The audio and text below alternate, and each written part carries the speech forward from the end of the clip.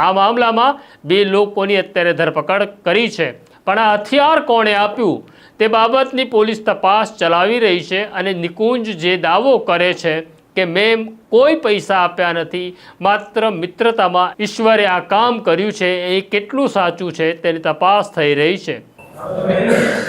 ગઈ તારીખ 6/11/2025ના રોજ સવારના 8:15 વાગ્યાના અરસામાં સુરત ગ્રામ્યના કામરેજ તાલુકાની હદની અંદર જોખા ગામનાવાળા રોડ ઉપર RFO સોનલબેન સોલંકીની ઉપર ફાયરિંગ થવાની ઘટના બનેલી, જેમાં સોનલબેન છે એ ગંભીર રીતે ઘાયલ થયેલા છે, એમના માથાની અંદર ગોળી વાગેલી છે।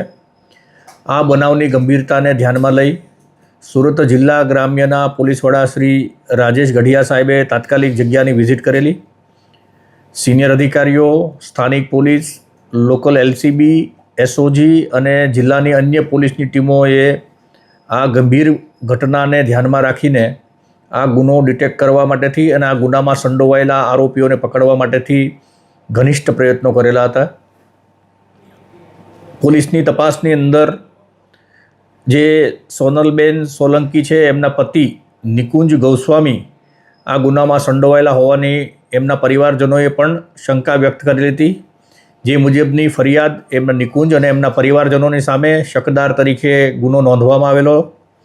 આ ગુનો છે એ હત્યાની કોશિશ, એટ્રોસિટી એક્ટ, આર્મ્સ એક્ટ આ મુજબનો ગુનો રજીસ્ટર કરવામાં આવેલો હતો। ગુનાની તપાસ જે છે એ SC/ST સેલના DYSP શ્રી ચિરાગ વાડોદરિયા કરી રહ્યા છે।